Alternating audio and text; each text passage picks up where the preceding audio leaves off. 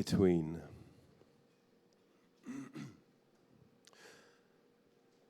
Between the living and the dead, between the body and the head,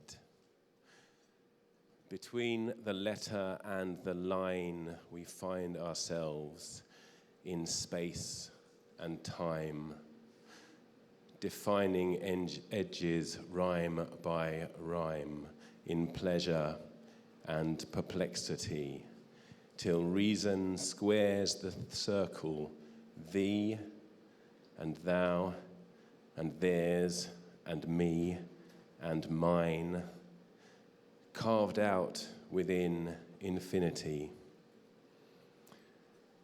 caved in at each extremity, drawn out against divinity, yet breathing in the breath divine.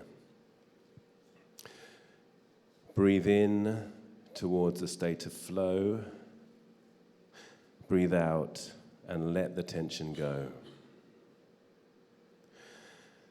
Breathe in towards a state of flow.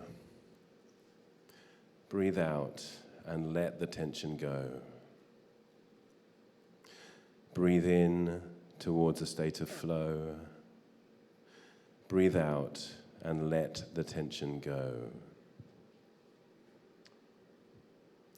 Welcome to the debut performance of Between, which is a project bringing together art and hypnosis and poetry by me, Danny Nemu, and by Rima Staines, who is an artist working in various media, painter, musician, puppet maker.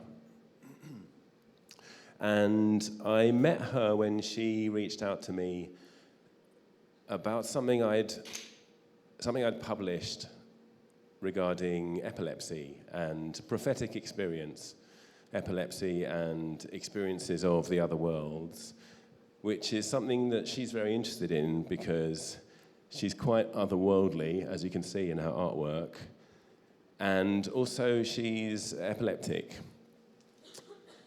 And her experience of epilepsy is quite different to the romantic vision I have of that state.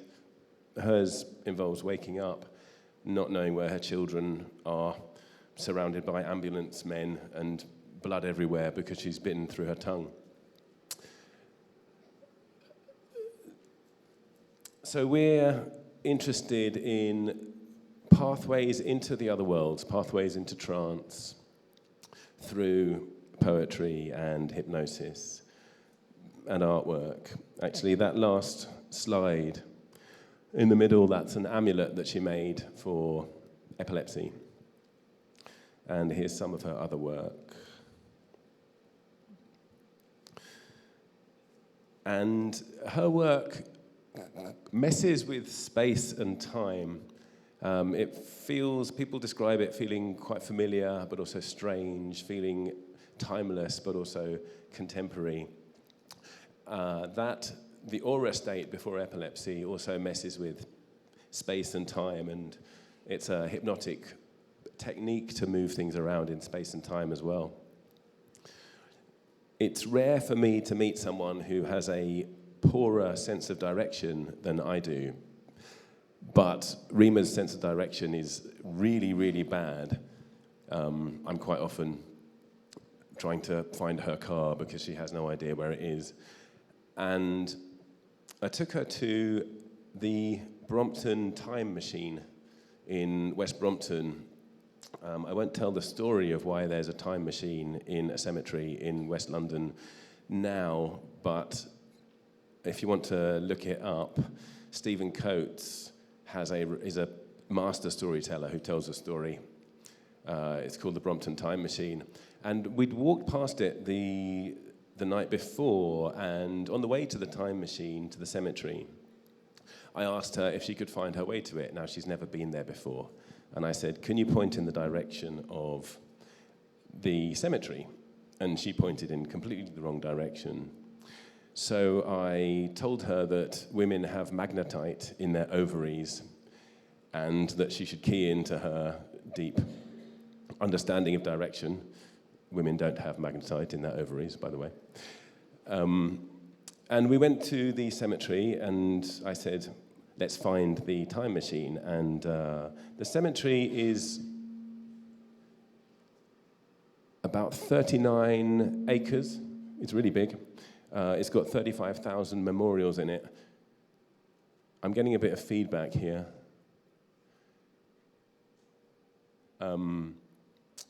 And so she started off and she walked into the cemetery and she turned left, which was the right direction. I was really pleased with that. And I was walking behind a little bit, and then she turned right, which was also the right direction. And then she turned left again, which was also the right direction. I was getting really excited. And then she turned right, and that was the wrong direction. I was quite sad about that. But I kept quiet, and I shouted at her in the astral plane, and I asked the spirits of the dead around to redirect her. But she didn't, and then she turned right again, and there was the time machine, because my sense of direction is also appalling. But she found her way to it in almost the most efficient route. It was very impressive. And then we started making sigils and getting busy with chalk. And then this poem came to me. Between the living and the dead, between the body and the head, between the letter and the line, we find ourselves in space and time. Today we're going to do a different poem. And this is the image we're going to work with. She drew that in pencil. For those of you who are not familiar with hypnosis, I'm just going to tell you a little bit about it. It's a little bit like watching a film or something like that. Your imagination turns in, and then all kinds of interesting things can happen. If you're watching a scary film, you might get goosebumps. If you're watching a sad film, you might cry. And these things are mediated by processes beneath the voluntary. You can't tense a muscle to give yourself goosebumps. So just like when you think about your favorite food, you might find your mouth waters. We can work through the imagination to extend the will into parts of ourselves, the deep self, which we don't normally have control over. But the power of hypnosis is in the imaginer. It's not really in the voice of the hypnotist. So I'm going to invite you to imagine your way into where we're going with this induction. And what else to say?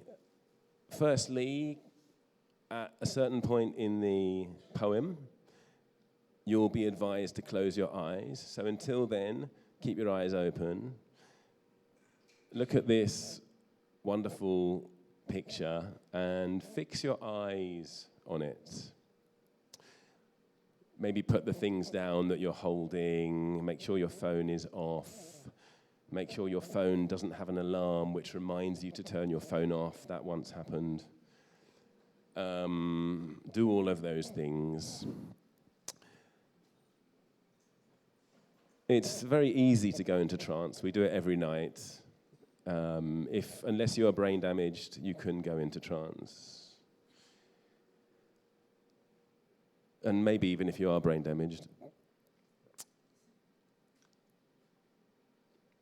And the only other thing I'm going to preface this with is to say that hold in your mind some wish or intention that you would like to happen, that you'd like to take into the deep parts of yourself. It's a little bit like sigil magic.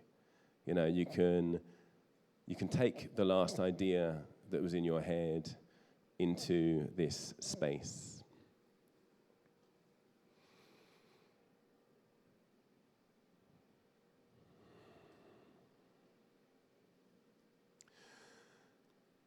Welcome, friend, to where you are, to where your way has wound so far.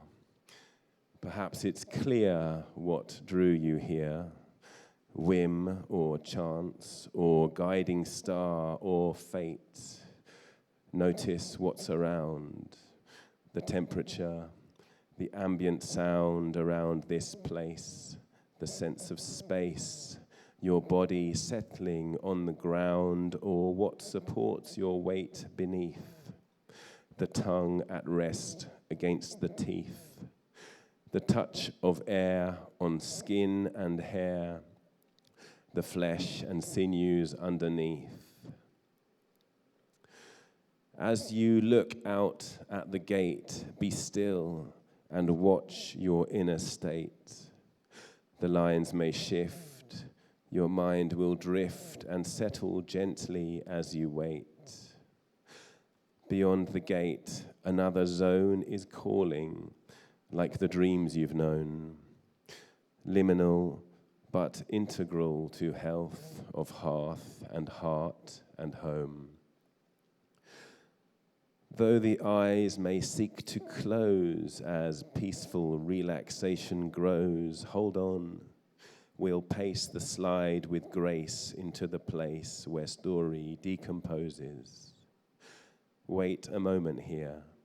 Recall your wish and bring it clearly into mind another time. The time to go inside is near. Breathe in towards a state of flow. Breathe out and let the tension go. Breathe in towards a state of flow. Breathe out and let the tension go. Breathe in towards a state of flow. Breathe out and let the tension go. Now, when I count from 1 to 3, you'll loosen from the imagery your gaze and find a point halfway between your eye and what you see on that same sight line. In the air, you'll train your aim and hold it there. Attention, quiet concentration, sitting, settling, still, aware, now. On my count, 1, 2, 3, and lightly shift your focus to that point. Fix your awareness. Notice how the breathing grounds the self, and note between each breath the stillness. Though the darkness beckons, strive to keep the eyelids open. In the stillness, softly focus on my words and on your line of vision. When at length you close the eyelids, then profound repose will ripple from the crown and down through spine and core and legs to toes. For now, single point fixation, where the natural oscillation of the roaming eye is honed upon a point, begins induction into trance. And when we change the plane, when we rearrange the focus to another locus, transform deepens, shifting range can also shift your state. Breathe in towards a state of flow. Breathe out and let the tension go. Breathe in towards a state of flow. Breathe out and let the tension go. Breathe in towards a state of flow. Breathe out and let the tension go. Listen while I count again. From 1 to 2 to 3, and when I do, you'll shift your focus to an inch or two in front of you. So then, on my count, 1, 2, 3, and bring in close to you the still point of your point of view. Your line of sight is closing tight before you, just an inch or two. Beyond your eyes, a blurring scene. Behind the eyes, a glowing gleam is forming. Sense impression born in darkness from the worlds between. Breathe in towards a state of flow. Breathe out and let the tension go. Breathe in towards a state of flow. Breathe out and let the tension go. Breathe in towards a state of flow. Breathe out and let the tension go. On the next count, go inside an inch or two behind closed eyes. Ready? Now. 1 and 2 and 3 and slide into the darkness and what lies there waiting. From your known world hiding, forming in the fertile tide that takes material from outside, spun and woven plot lines dyed in pallid pigments, ragged fragments, offcuts, rags, together tied, untangling in currents breaming. Bleached to white, releasing meaning, unpicked stitches, picking up where worn yarns ended, split seams mended, metaphoric threads unfrayed, spun out, extended time into rhyme remaining, beat upended, sense suspended, transcended, blending metre, rent, re-rendered, restitching robes for rights, redeeming meaning into new worlds, dreaming, reconnecting seams and seeming, stopping short and curt between. In, breathe in towards a state of flow. Breathe out and let the tension go. Breathe in towards a state of flow. Breathe out and let the tension go. Breathe in towards a state of flow.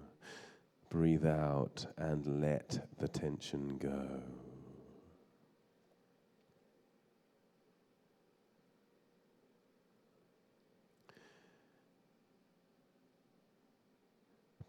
Breathe in between curt and short, stopping, seeming and seems, reconnecting, dreaming worlds new into meaning, redeeming rights for robes, restitching, re-rendered, rent, meter bending, transcended, suspended sense upended, beat remaining, rhyme into time extended, outspun, unfrayed threads, metaphoric mended, seams split, ended, yarns worn, wear up, picking, stitches, unpicked, stitches, picking up, wear. Breathe in towards a state of flow. Breathe out and let the tension go. Breathe in towards a state of flow. Breathe out and let the tension go. Breathe in towards a state of flow. Breathe out and let the tension go.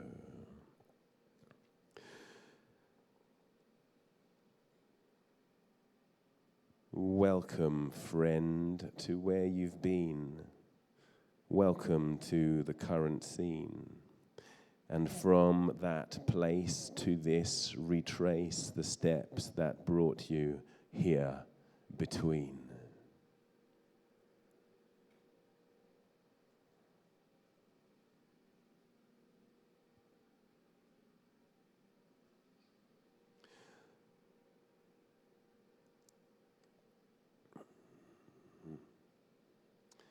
So just taking a moment to gradually draw yourself back, feeling your feet on the ground, feeling your body in your chair, and when you're ready, Opening your eyes. Feeling good. Feeling good? Yeah, you can clap.